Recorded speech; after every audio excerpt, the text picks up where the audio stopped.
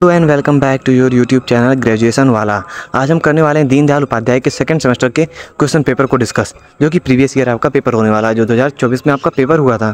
तो इसमें आपको दिख रहा होगा कोर्स का कोड का नाम जो इको 105 लिखा हुआ है।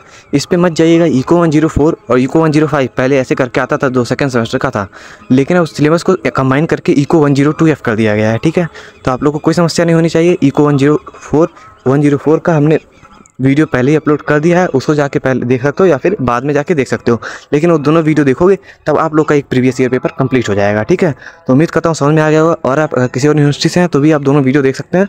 यूपी के कोई भी यूनिवर्सिटी वाले बच्चे देख सकते हैं, और दीनदयाल उपाध्याय तो देखें ही देखें। मिनिमम 30 क्वेश्चन यहाँ से मैच करने वाले हैं। दोनों पेपर को मिला के 2 साल के पेपर का मैं प्रीवियस ईयर कराने वाला हूँ। 2023-24 है, इसके बाद 2022-23 आएगा। ठीक है, तो चैनल अपलोड है, देख लो। उम्मीद करता हूँ समझ में आ गया होगा। तो चलिए शुरू करते हैं क्वेश्चन पे, और कोई भी डाउट होगा तो आप बता सकते हो। और अपना आप लोग पेपर जो होगा आप लोग का, वो पेपर भी सेंड कर दीजिएगा मेरे पास। कहाँ करोगे? टेलीग्राम ग्रुप है, एक डिस्कशन ग्रुप भी है, वहाँ पे आप लोग भेज दीजिएगा। लिंक डिस्क्रिप्शन में रहेगा, कमेंट में भी डाल दूंगा।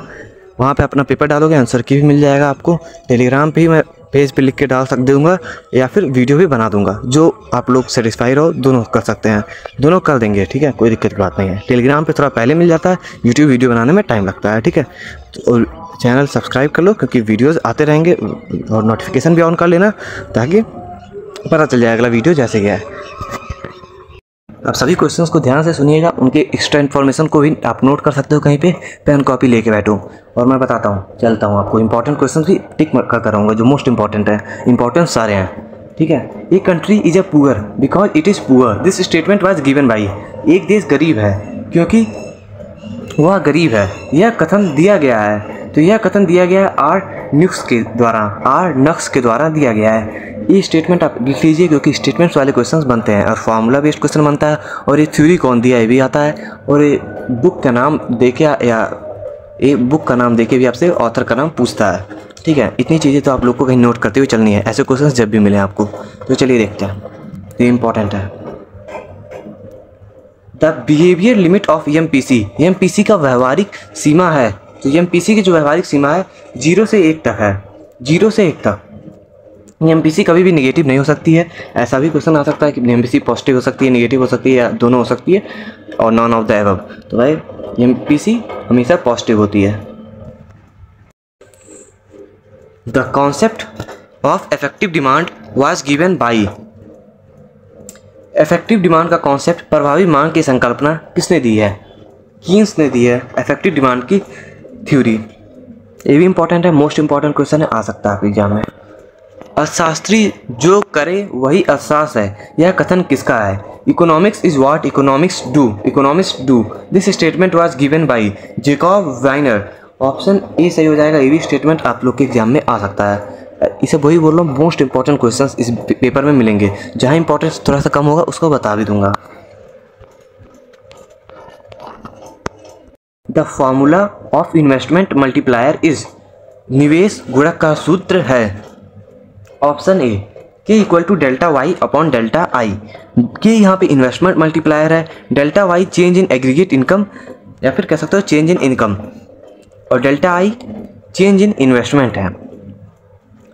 तो आपको याद रखना, क्या रखना है? The formula of investment multiplier का फॉर्मूला क्या है? निवेश गुणक का जो फॉर्मूला है K equal to delta Y upon delta I. Important है ये भी। नए निवेश से प्राप्त होने वाली लाभ की अनुमानित दर कहलाती है। Expected rate of probability of new investment is called MEC कहलाती है expected rate of probability of new investment की प्रोबेबिलिटी को हम लोग क्या कहते हैं? नए निवेश से प्राप्त होने वाली लाभ की अनुमानित दर कहलाती है एमईसी का फुल फॉर्म हो जाएगा मार्जिनल एफिशिएंसी ऑफ कैपिटल। यह शॉर्ट रन में होता है, लागू होता है, शॉर्ट रन में लागू होता है। शॉर्ट रन में एमईसी लागू होती है। इसका हिंदी हो जाता है शॉर्ट रन का अल्पकाल, लॉन्ग रन का हिंदी दीर्घकाल होता है। तो शॉर्ट रन में एमईसी एप्लीकेबल होती है, एमईसी लागू होती है। Marginal efficiency of capital. GDP is a measure of countries. GDP एक देश का मापक है। Output of goods and services, वस्तुओं और सेवाओं का उत्पाद। पेंशन एक उदाहरण है। Pension is an example of transfer payments. हस्तांतरण भुगतान का उदाहरण है पेंशन आपका। ये भी क्वेश्चन बार बार आता है। अस्थायी आय परिकल्पना की संकल्पना को दिया गया है। अस्थायी आय परिकल्पना की संकल्पना को दिया गया है। Concept of permanent income hypothesis was given by. तो परमानेंट इनकम हाइपोथेसिस कौन दिया है? अस्थायी आय परिकल्पना की संरचना किसने दी है? ऑप्शन बी, मिल्टन फ्रीडमैन ने दी है। और ये concept of permanent income hypothesis सिर्फ लॉन्ग रन में अवेलेबल रहता है, ठीक है, लॉन्ग रन में लागू होता है। ISLM theory is called, ISLM सिद्धांत कहलाता है, ISLM सिद्धांत कहलाता है synthesis of Keynesian theory and classical theory. Keynesian सिद्धांत और प्रतिष्ठित सिद्धांत का समन्वय कहलाता है। यह भी सिर्फ शॉर्ट रन में ही यूजफुल है, शॉर्ट रन में ही ISLM कर्व चलता है या फिर लागू होता है। यदि उपयोग फलन c equal to 20 plus 0.4y हो तो बचत फलन होगा। If consumption function c equal to 20 plus 0.4y then saving function will be. Option A सही हो जाएगा। S equal to -20 plus 0.6y। ये कैसे होता है? अगर आप लोग जानना चाहते हो इसका डिटेल सॉल्यूशन मैं अपने टेलीग्राम चैनल पे फोटो खींच के डाल दूंगा, ठीक है, और डिटेल सॉल्यूशन भी आप लोग देख सकते हो, ठीक। उसका डिस्क्रिप्शन बॉक्स में बुक है भाई, टेलीग्राम चैनल डिस्क्रिप्शन बॉक्स में मिल जाएगा लिंक उसका। If delta Y equal to 100 delta I equal to 10 then calculate K. यदि डेल्टा वाई 100 है, डेल्टा आई 10 है तो के की गणना बताइए कीजिए। तो यहाँ पे के 10 हो जाएगा, के विल बी 10। अब ए हम बता सकते हैं यहीं पे तुरंत। तो के इक्वल टू होता है आपका, K equal to delta, pen change कर लेते हैं, K equal to delta Y upon delta I. यह फॉर्मूला है, K equal to delta Y upon delta I. इसको सॉल्व करेंगे तो 100 हो जाएगा डेल्टा वाई की वैल्यू, डेल्टा आई की वैल्यू 10, 0 0 कट गया, आंसर आपका 10 आ जाएगा। यमीसी इज अ कॉन्सेप्ट ऑफ। यमीसी की संकल्पना है, यमीसी की संकल्पना शॉर्ट रन में है, शॉर्ट रन के लिए, अल्पकाल के लिए, मैंने भी आगे बताया भी था आपको। c equal to 500 plus 0.8y and i equal to 500 then what will be the national income. यदि c equal to 500 plus 0.8y है, i इक्वल टू 500 है तो राष्ट्रीय आय होगी, राष्ट्रीय आय हो जाएगी आपकी c 3000। आप लोग को पेपर टफ लग रहा होगा भाई, बहुत टफ पेपर आया था जो 2105 का है। 104 वाला इजी था, बेहद इजी था, लेकिन 105 बहुत टफ पेपर था। ये सब क्वेश्चन सब आने के चांसेस मिनिमम है। आपको एक भी न्यूमेरिकल वीडियो के, अगर आप यूनिवर्सिटी में पढ़ रहे हो, कॉलेज के बाद छोड़ देते हैं, यूनिवर्सिटी में पढ़ रहे हो तो भी आप लोग को एक न्यूमेरिकल नहीं कराया गया होगा इकोनॉमिक्स में, लेकिन भर भर के न्यूमेरिकल इस पेपर में आए हुए हैं आपके इको 105 में, और भर भर के फॉर्मूले आए हुए हैं जो फॉर्मूले आपको अवेलेबल अभी आज तक कभी पढ़ाए ही नहीं होंगे, आप लोग को डीडीयू में नहीं पढ़ाया गया होगा। एक आध टीचर एक्सेप्शन हो सकते हैं, लेकिन सारे तो नहीं पढ़ाया होगा कोई भी। आप देखते चलो अभी। तो अगर आप लोग इसमें 35-40 भी करके आ जाओ ना, इस पेपर में आपको 35-40 भी क्वेश्चंस आ रहे हैं तो बहुत अच्छे हैं आप पढ़ने में। The formula of tax multiplier is, कर गुणक का सूत्र है तो 1 बी से हो जाएगा, MPS equal to 1 minus MPC। जो टैक्स मल्टीप्लायर है MPS minus 1 minus MPS upon 1 minus MPC। Option आपका 15 का बी सही रहेगा। बचत फलन कहलाता है। Saving function is called. थोड़ा सा तबीयत खराब है तो बोलने में दिक्कत हो रही है, हिचकिचाहट भी आ रही है तो दिक्कत आप लोग मत लीजिएगा, थोड़ा वीडियो फास्ट भी कर सकते हो धीरे लग रहा हो तो। सेविंग फंक्शन इज कॉल्ड, बचत फलन कहलाता है। एक्सपोनेंशियल फंक्शन, डिराइव्ड फंक्शन, तो option B. Saving function derived function है। हिंदी व्युत्पन्न फलन, ऑप्शन बी सही रहेगा। बचत फलन क्या है? y equal to C plus I है। y equal to C plus I is an identity, एक सर्व समीका है। पूर्ति अपनी मांग खुद पैदा करती है। यह कथन किसका है? Supply creates its own demand, this statement is given by, या फिर किसके द्वारा दिया गया स्टेटमेंट, ये भी आ सकता है, या फिर कौन से, इसका यह कथन क्या कहलाता है, ये भी पूछ सकता है जो इसमें पूछा हुआ है। तो सेज लॉ ऑफ मार्केट, अगर आपने पूछा होता कौन दिया है तो से दिए हैं, और ये है क्या, इसका नाम क्या है, सेज लॉ ऑफ मार्केट। यह क्वेश्चन बीए के 4th सेमेस्टर एग्जाम में भी आया था, अभी जो एग्जाम चल रहा है, तो सोच सकते हो क्वेश्चन आप लोग के लिए कितना इंपॉर्टेंट हो जाता है।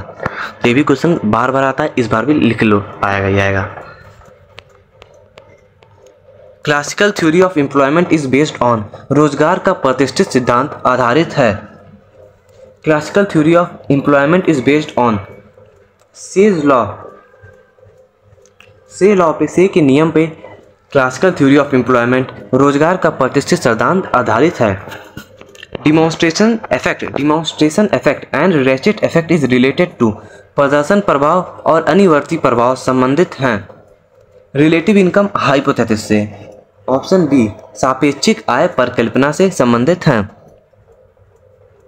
रिलेटिव इनकम हाइपोथेसिस पर सापेक्षिक आय परिकल्पना किसने दी थी? तो जेम्स ड्यूजनबरी ने दी थी। जेम्स ड्यूजनबरी, नाम याद रखिएगा, जेम्स ड्यूजनबरी ने रिलेटिव इनकम हाइपोथेसिस सापेक्षिक आय परिकल्पना दी थी। दीर्घकालीन उपभोग फलन का सूत्र है, the formula of long run consumption function is C = A + BY। Option first.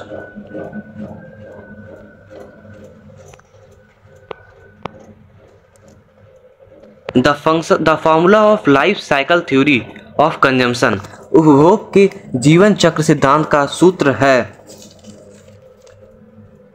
यहाँ पे थोड़ा सा कंफ्यूजन है, तो ऑप्शन डी जहाँ तक मुझे लगा सही हो सकता है। एक क्वेश्चन आप लोग देख लीजिएगा, अगर आप लोग को कहीं पढ़ाया गया हो तो मुझे लगता नहीं कहीं पढ़ाया गया, आउट ऑफ सिलेबस भी नहीं बोल सकते, लेकिन पढ़ाया नहीं जाता है कभी भी, थोड़ा सा अपर लेवल की क्वेश्चंस हैं, तो एक मेल भी नहीं जाता कहीं मुझे, तो मैंने इसका आंसर नहीं किया। अगर आप लोग को पता हो तो कमेंट में बता देना, जिसका आंसर मुझे सही लगता है मैं पिन कर दूंगा। वैसे मेरे हिसाब से डी होना चाहिए।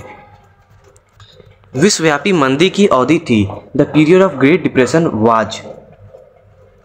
1929 से 1934 में ग्रेट डिप्रेशन आया था। इसको सॉल्व किसने किया? कीन्स की थ्योरी ने सॉल्व की। The formula of saving function, बचत फलन का सूत्र है। बचत फलन का सूत्र option B, S = -A + SY। Option B यहाँ पर सही रहेगा। ये भी क्वेश्चंस आ रहे हैं भाई। प्रतिष्ठित अर्थशास्त्रियों के अनुसार, according to classical economist, money does not matter, मुद्रा का महत्व तो नहीं है। क्लासिकल अर्थशास्त्रियों द्वारा प्रतिष्ठित अर्थशास्त्रियों के अनुसार मुद्रा का कोई महत्व तो नहीं था। The concept of inflationary gap was given by, स्फीतिक अंतराल की अवधारणा दी गई है। जेएम कीन्स द्वारा दी गई है। इन्फ्लेशनरी गैप का कॉन्सेप्ट दिया गया है जेएम कीन्स के द्वारा। The limit of investment multiplier is, निवेश गुणक की सीमा है। निवेश गुणक की सीमा ऑप्शन बी 1 से लेके इनफाइनाइट तक है। निवेश लिमिट ऑफ इन्वेस्टमेंट मल्टीप्लायर। उपभोग की अस्थायी आय परिकल्पना का सूत्र है, the formula of permanent income hypothesis of consumption is. Option C सही हो जाएगा यहाँ पे। Permanent income hypothesis, permanent income hypothesis उपभोग की अस्थायी आय परिकल्पना किसने दी है? मिल्टन फ्रीडमैन ने दिया है। ये भी याद रखिएगा, मोस्ट इंपॉर्टेंट क्वेश्चन होने वाला है। मिल्टन फ्रीडमैन ने अस्थायी उपभोग की परिकल्पना दी है। The formula of permanent income hypothesis, permanent income hypothesis दिया गया है मिल्टन फ्रीडमैन द्वारा। Milton Friedman. Investment equals to, निवेश बराबर होता है 29 कभी IA + II + V। निवेश के टॉबिन का सिद्धांत कहलाता है। Tobin theory of investment is called Q theory. Q सिद्धांत कहलाता है। निवेश गुणक और MPC में संबंध होता है। The relation between investment multiplier and MPC will be. ये भी क्वेश्चन मोस्ट इंपॉर्टेंट है, फिर से आने वाला है, याद रखिएगा इसका। Option B positive.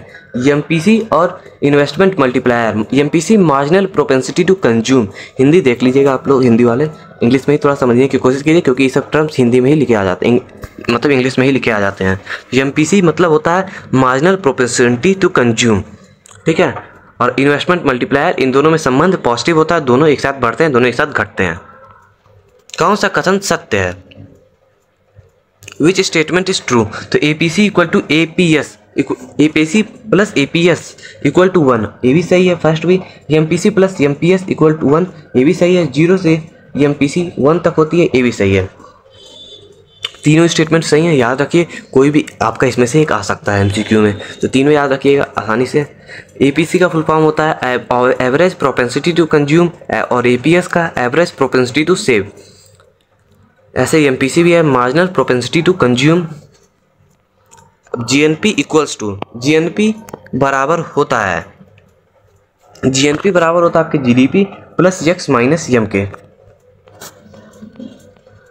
If autonomous investment is zero and consumption function equals by the national income will be, यदि स्वायत्त निवेश शून्य है और उपभोग फलन C बाई है तो राष्ट्रीय आय होगी। राष्ट्रीय आय जीरो होगी अगर ऑटोनोमस इन्वेस्टमेंट जीरो है।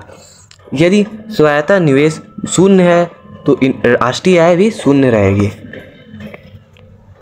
Goals of macro economics policy are, समष्टिक आर्थिक नीति के लक्ष्य हैं price stability and high output and employment, उत्पादन और रोजगार के स्तर पर आर्थिक स्थिरता लाना ही मैक्रो इकोनॉमिक्स पॉलिसीज का समष्टि अर्थशास्त्र का मुख्य लक्ष्य होता है। बस आप लोग क्वेश्चंस पे और ऑप्शंस पे ध्यान रखेंगे तभी आप लोग अच्छा खासा अपने एग्जाम में करके आएंगे।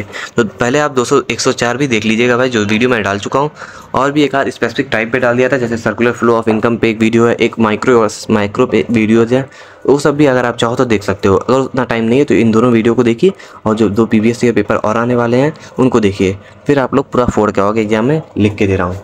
If MPS equal to 0.5 then what will be the value of the investment multiplier? यदि MPS 0.5 है तो निवेश गुणक होगा कि अब MPS होता क्या है, K equal to 1/MPS। K यहाँ पे आपका हो जाएगा इन्वेस्टमेंट मल्टीप्लायर 1/MPS 1/0.5। 1/0.5 को अगर सॉल्व करेंगे तो 2 आंसर आ जाएगा। 2 यहाँ पर आपके दिया गया है ऑप्शन ए में, K इक्वल टू 2। अगर नहीं समझ में आया कैसे हो तो भी रट के भाई पास होना है तो रट लो। और वैसे भी बहुत आसान था, K इक्वल टू 1/MPS होता है और इक्वल टू, और MPS की वैल्यू आपको यहाँ पे 0.5 दी गई है, 1/0.5 करते हो आप तो K इक्वल टू 2 आ जाएगा। अगर इन सबका सॉल्यूशन चाहते हो तो एक बार डिस्कशन ग्रुप में जाके बोल देना, मेरे टेलीग्राम पे मैं भेज दूंगा सारा, जो भी न्यूमेरिकल्स हैं सारे वहाँ पे आपको सॉल्यूशन में मिल जाएंगे। लेकिन आपको टेलीग्राम चैनल ज्वाइन करके रखिएगा। Per capita income equals to, प्रति व्यक्ति आय बराबर होता है, तो पर व्यक्ति आय बराबर होता है नेशनल इनकम अपॉन पॉपुलेशन, राष्ट्रीय आय अपॉन जनसंख्या।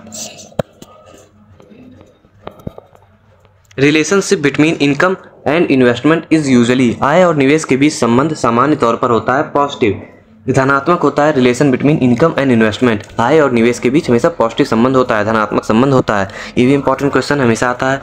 भारत में कृषि आय की गणना की जाती है। In India agriculture income is calculated through output method, उत्पाद वृद्धि से पूंजी स्टॉक में परिवर्तन कहलाता है। Change in capital stock is called, option C investment. Change in capital stock is called, पूंजी स्टॉक में परिवर्तन कहलाता है निवेश, इन्वेस्टमेंट। ये भी क्वेश्चन आपके आ सकता है। प्राथमिक क्षेत्र का तात्पर्य है, the meaning of primary sector is agriculture and its allied sector, कृषि और उससे संबंधित क्षेत्र। The maximum number of working population are engaged in India, भारत में अधिकतम संख्या में कार्यकारी जनसंख्या कार्यरत है किस क्षेत्र में, तो प्राइमरी सेक्टर में, ऑप्शन ए प्राथमिक क्षेत्र में। कीन्स के रोजगार सिद्धांत का तार्किक आरंभ बिंदु है, the logical starting point of Keynes theory of employment is principle of effective demand, प्रभावी मांग का सिद्धांत। ये भी इंपॉर्टेंट क्वेश्चन है। डिटर्मिनेंट जो 43 था वो इंपॉर्टेंट था भाई, ठीक है, वो मोस्ट इंपॉर्टेंट था, वो भी आएगा ही आएगा, ऐसा मान के चलो। बस थोड़ा सा लैंग्वेज में चेंज कर सकता है, लेकिन इफेक्टिव डिमांड वाला ऑप्शन याद रखिएगा। Determinant of propensity to consume is, उपभोग प्रवृत्ति को निर्धारित करने वाले तत्व हैं। हाई सोशल स्टेटस, समाज में ऊंचे स्तर। Expected future need of wealth, भविष्य में धन की प्रयासता जरूरतें। ब्याज दर, rate of interest, all of the above answer सही हो जाएगा, उपयुक्त सभी। याद रखिएगा तीनों ऑप्शंस को। ग्रीन नेशनल अकाउंटिंग मेजर्स, हरित राष्ट्रीय लेखांकन मापता है। इन्वायरमेंटल डिटोरियंस इन नेशनल इनकम, राष्ट्रों में पर्यावरणीय क्षति। ग्रीन नेशनल अकाउंटिंग नाम से पता चला जो क्षति होती है उसको पर्यावरण पे उसको यह नापता है, ठीक है। ये भी इंपॉर्टेंट क्वेश्चन, ये भी आपके बार बार पूछा जाता है पेपर में। The term of super multiplier in business cycle theory was coined bye, अधिक गुणक शब्द का प्रयोग व्यापार चक्र सिद्धांत में सबसे पहले किया गया था। किसके द्वारा किया गया था, तो ऑप्शन बी हिक्स के द्वारा किया गया था यह प्रयोग सुपर मल्टीप्लायर का। मुद्रा के सुपरलेटिव स्टेट नाजी संबंधी उद्देश्य फलन है। The superlative demand for money is a function of. Option A सही हो जाएगा, लेवल ऑफ प्राइस, कीमत स्तर। कीन्सियन फ्रेमवर्क में तरलता अधिमान की मांग निर्धारित होती है। In Keynesian framework the liquidity preference is determined by transactive motive, precautionary motive, स्पिरिचुअली motive. All of the above answer सही हो जाएगा यहाँ पे। सट्टेबाजी उद्देश्य, सावधानी उद्देश्य, लेन देन उद्देश्य, तीनों उद्देश्य के द्वारा किया जाता है liquidity preference theory. J.R. Hicks developed ISLM model in the year. J.R. Hicks ने ISLM मॉडल कब दिया था? 1937 में दिया था। तो याद रखिएगा, J.R. हिक्स ने ISLM मॉडल दिया था। कब दिया था? 1937 में दिया था। इस बार देखे गए पेपर्स में कब दिया वाले क्वेश्चंस कम आए हैं। तो भाई कौन दिया था एक क्वेश्चन तो याद रखो। In the case of liquidity trap monetary policy will be ineffective. तरलता जाल की स्थिति में मौद्रिक नीति होगी अप्रभावी, इनइफेक्टिव होगी। अब ये पूरा पेपर मैं आप लोगों के लिए करा दिया हूँ। अगर मुझे लगेगा दोनों पेपर 2023-24 का 2022-23 का कराने के बाद भी कुछ इंपॉर्टेंट क्वेश्चन बाकी हैं तो एक अलग वीडियो बना के मैं इंपॉर्टेंट क्वेश्चन का उसको भी करा दूंगा। लेकिन उसके लिए आपको करना क्या पड़ेगा भाई, पहले मेरा आप लोग अपने किसी भी व्हाट्सएप ग्रुप में यूनिवर्सिटी से जुड़े हुए हो, कॉलेज से जुड़े हुए हो, कॉलेज के ग्रुप से जुड़े हुए हो तो उसमें सेंड कर दीजिए वीडियोज़ को, ताकि थोड़ा अगर व्यूज़ आएंगे तो मैं अपने आप वीडियोज़ बनाता रहूँगा। व्यूज़ नहीं आएंगे तो फिर थोड़ा सा एक मोटिवेशन भी कम होता है कि कोई और सब्जेक्ट देख लेते हैं। ठीक है, तो मिलते हैं अगले वीडियो में। जय हिंद। चैनल सब्सक्राइब कर लीजिएगा, टेलीग्राम चैनल भी सब्सक्राइब कर लीजिएगा।